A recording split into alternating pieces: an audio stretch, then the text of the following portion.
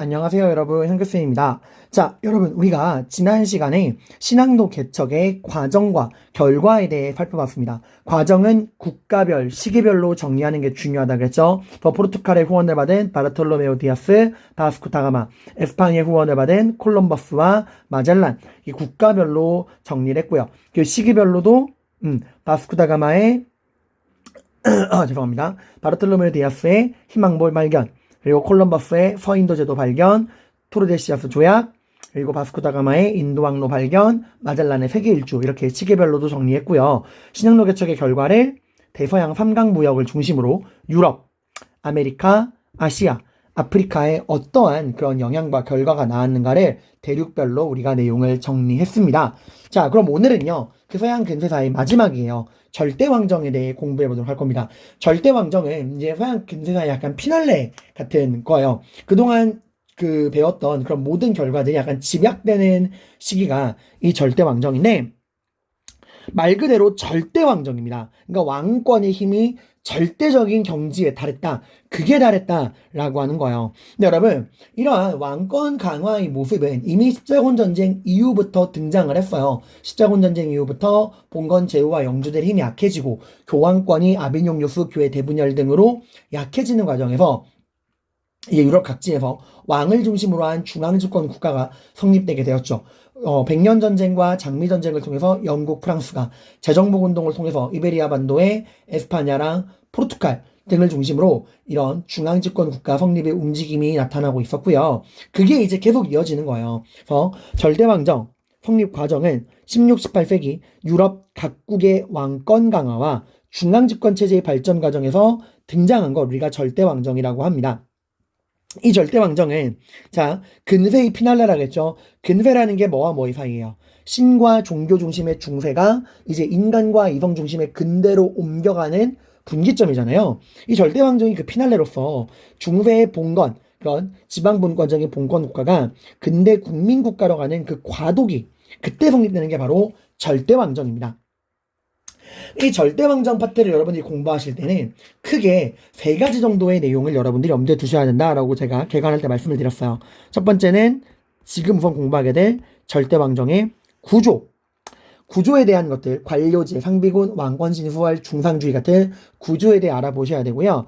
그 다음에 각국사와 인물, 실제로 절대왕정을 이끈 그 나라별 절대군주에 관해서 나오게 됩니다. 절대왕정과 그 절대왕정을 이끈 군주가 나오게 돼요.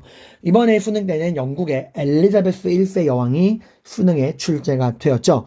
그 다음은 이 절대왕정들이 얽히고 설킨 전쟁이 나옵니다. 오스트리아 왕위 계승 전쟁과 7년 전쟁 해서 이 절대왕정은 구조, 그리고 이런 구조에 기반한 실제 각국의 절대왕정과 그 절대왕정을 이끈 군주, 그리고 이 절대왕정이 얽힌 전쟁, 이렇게 세 가지 측면으로 여러분들이 나누어서 내용을 정리하시면 됩니다.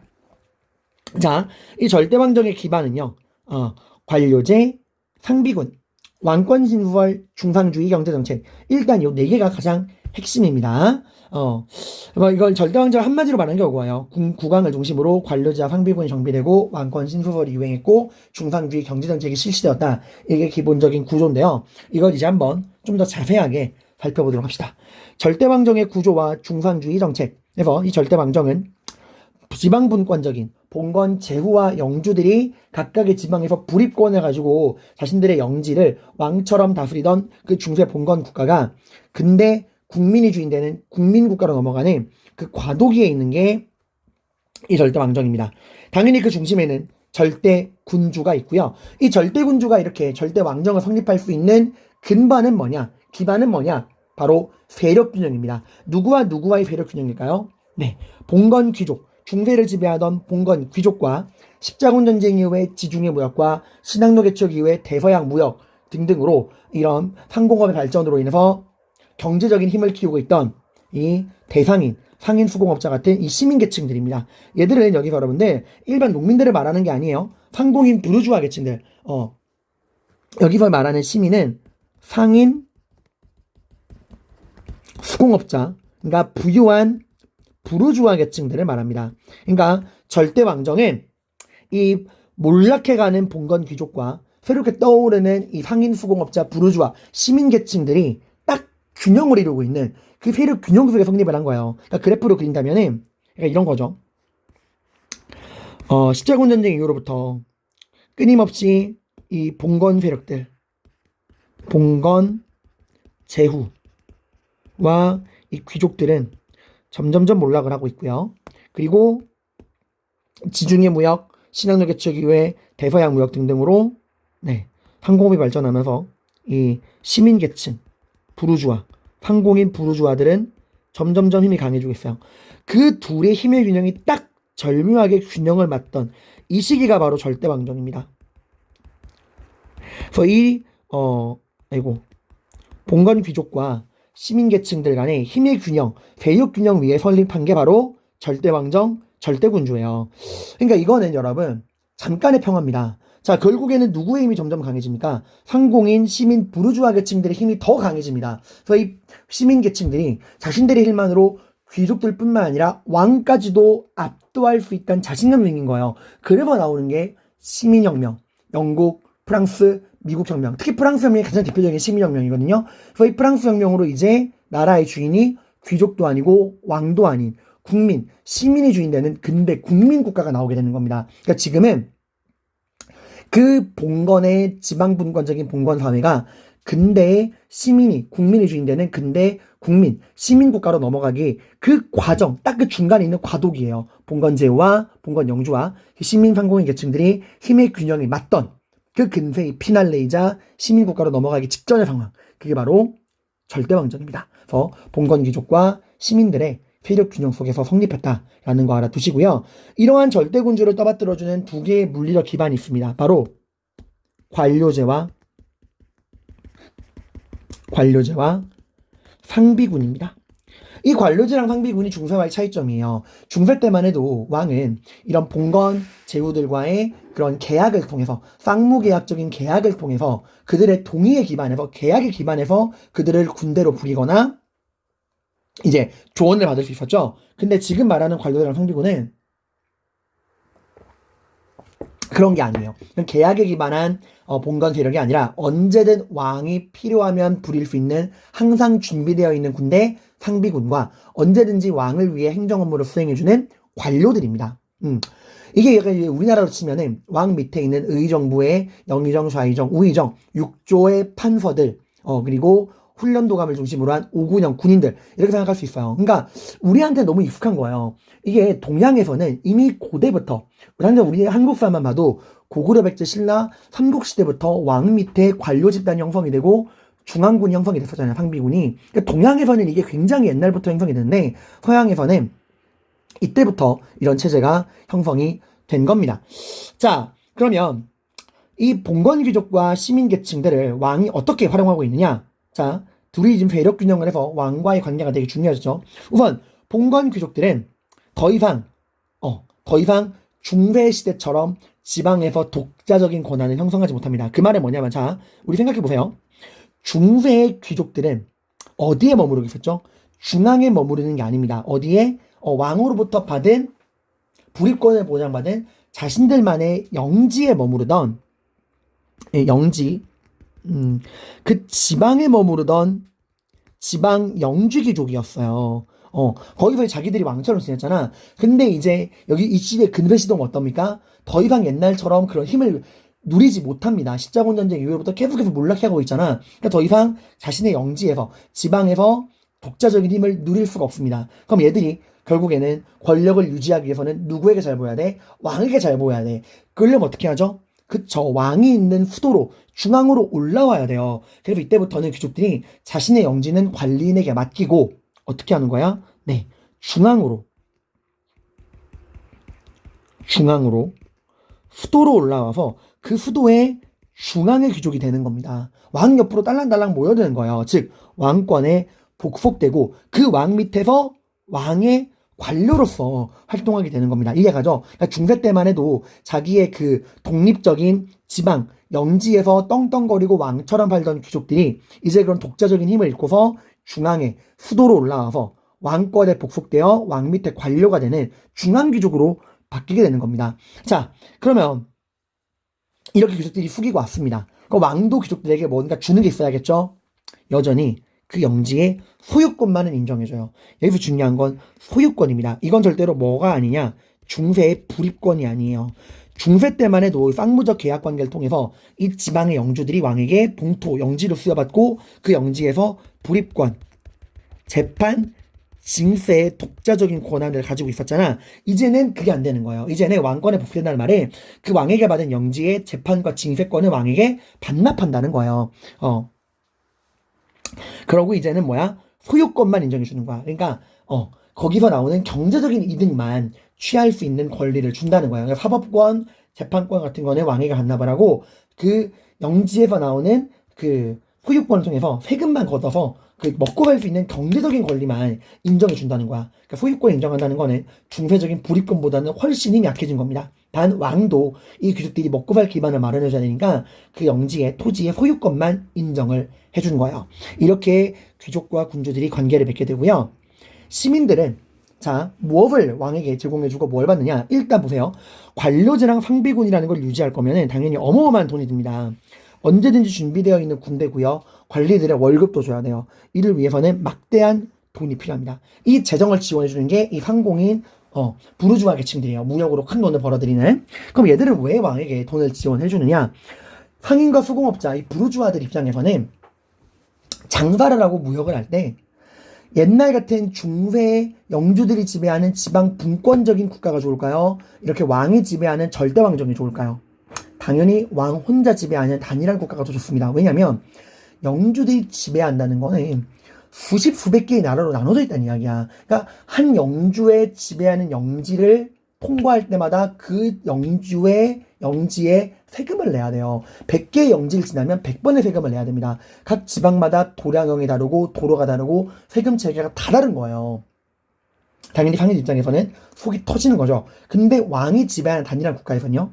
단일한 국가니까 도로, 도량형, 세금 체계가 단일하게 통일되잖아요. 즉 왕에게만 돈을 넘기면은 그 외 잡다한 건 신경 쓸 게 없다는 얘기입니다. 그래서 시민들은 당연히 지방 분권적인 국가보다는 왕이 지배하는 강력한 중앙집권 국가를 훨씬 선호하니까 이 중앙집권 국가가 유지되도록 재정을 지원하는 거야. 이게 훨씬 더 싸게 먹히거든요. 그리고 왕은 당연히 자신들의 돈줄이 되는 이 상공인 계층들을 키워줘야겠죠. 그래서 얘들에게 무역의 독점권을 인정해주는 거예요. 이런 식으로 귀족과 시민계층들 간의 세력균형을 위해서 관료제랑 상비군에 기반한 절대군주가 이 귀족과 시민계층들과 어떠한 관계를 맺고 있는가, 이런 것들 여러분들이 알아두시면 되고요. 그리고 이런 절대군주를 떠받드는 사상적 기반이 바로 뭐냐? 정치적 기반이 바로 왕권신수설입니다. 뭐라고요? 왕권신수설. 즉 왕권을 누가 내려준 것이다? 신이 내려준 것이다 라고 이야기를 하는 거예요. 즉 왕권의 근거를 신에서, 종교에서 찾는 겁니다. 보덴과 보시에가 말을 했고요. 왕권신수설 여기 나옵니다.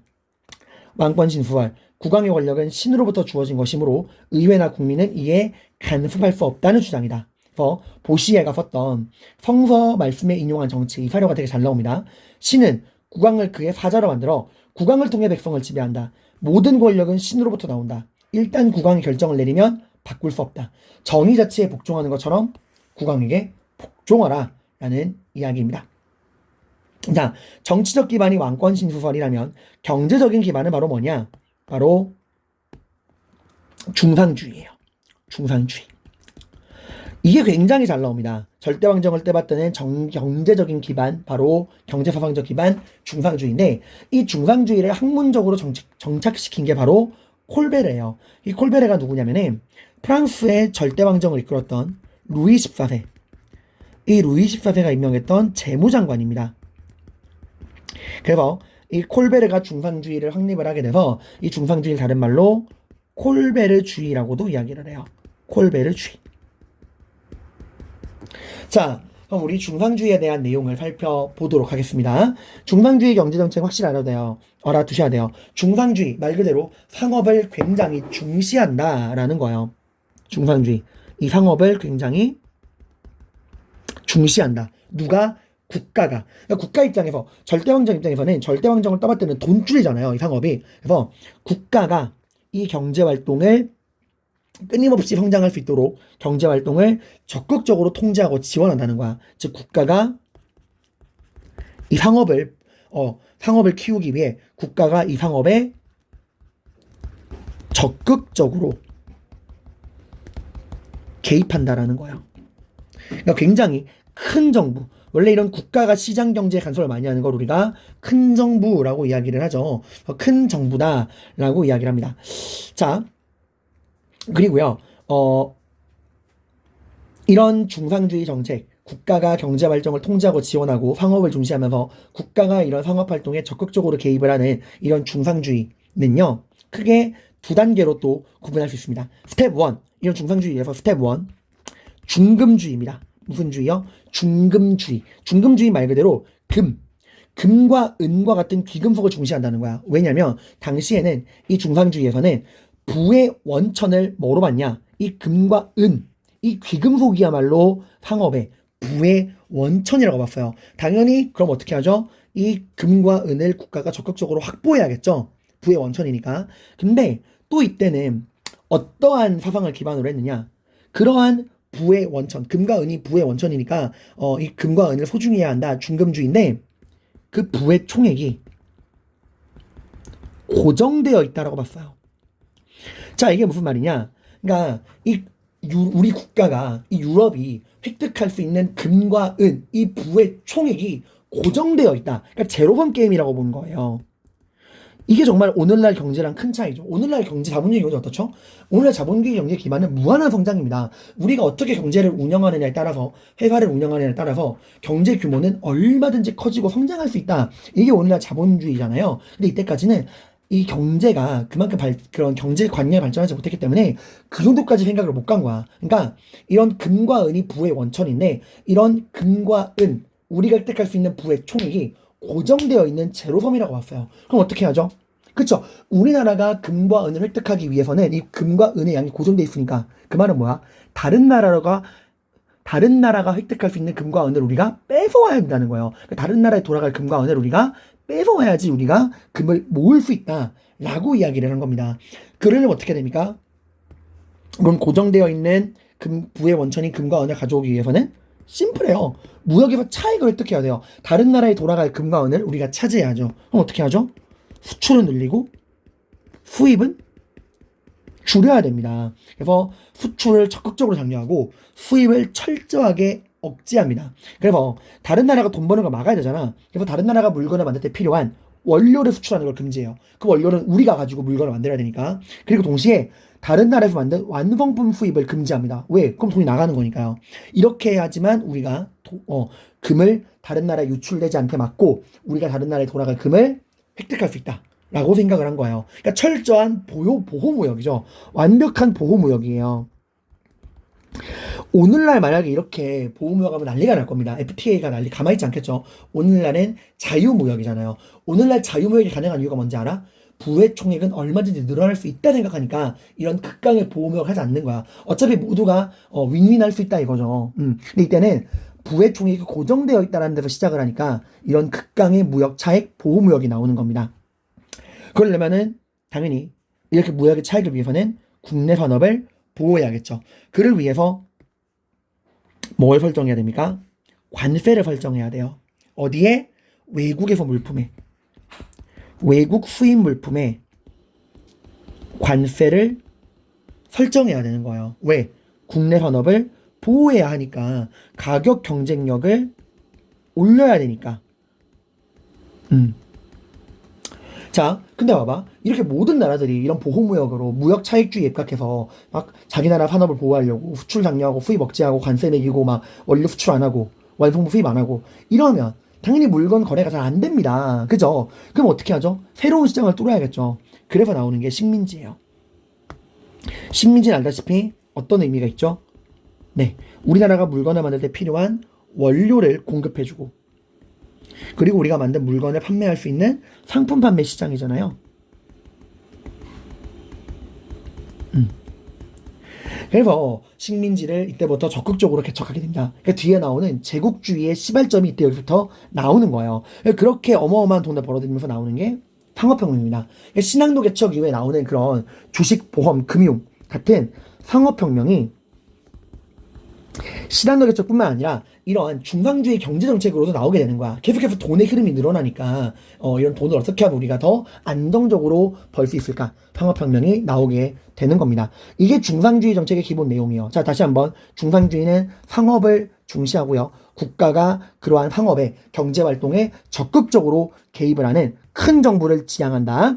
중상주의의 스텝 1, 부의 원천은 바로 금과 은이다. 그리고 그런 부의 총액은 고정되어 있다. 그러니까 어떻게든 우리가 그런 부의 원천이 되는 금과 은을 우리가 획득해야 한다. 모아야 한다. 그를 위해서는 스텝 2, 무역에서 차익을 얻어야 한다. 수출을 늘리고 수입은 줄이자. 라고 하고 원료 수출 금지, 완성품 수입 금지 같은 게 나오는 거예요. 그리고 국내 산업을 보호해야 한다.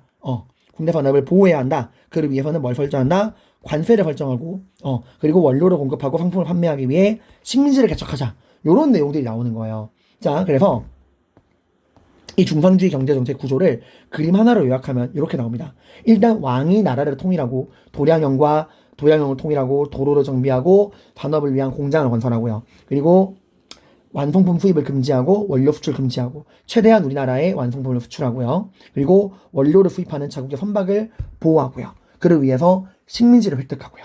이런 내용들이 나오는 거예요. 자, 그리고 봐봐.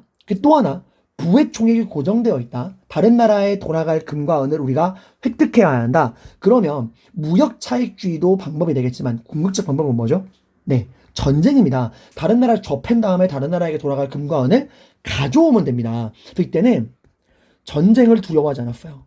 전쟁을 이런 금과 은, 우리나라의 이런 부의 원천을 획득하는 수단, 부를 획득하는 수단의 하나로서 전쟁을 생각했습니다. 그래서 이때는 전쟁이 정말 빈번하게 일어났어요.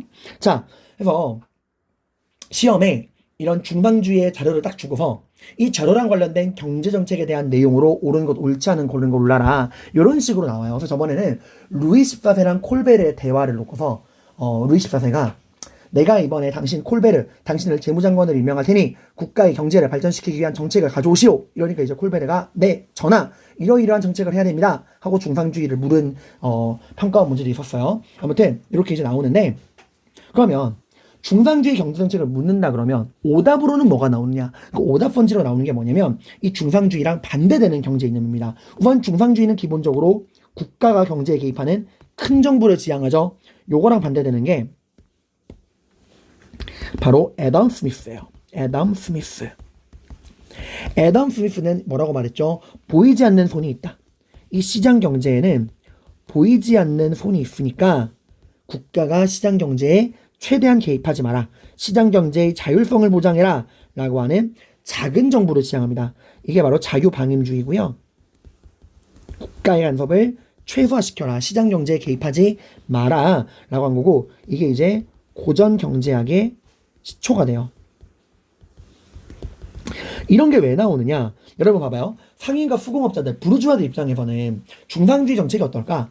처음에는 좋아요. 봉건 제후들이 지배하던 그런 개판 5분 전이 상황보다 훨씬 낫죠. 국가의 왕에 지배하는 단일한 국가에서 도량형과 세금도 통일되고 화폐 단위도 통일되고 국가의 차원에서 상업을 적극적으로 밀어주잖아. 여기까지 좋아. 근데 간섭이 너무 과도한 거예요. 그죠? 너무 심하게 이 왕실이 정부가 경제에 개입을 하는 거야.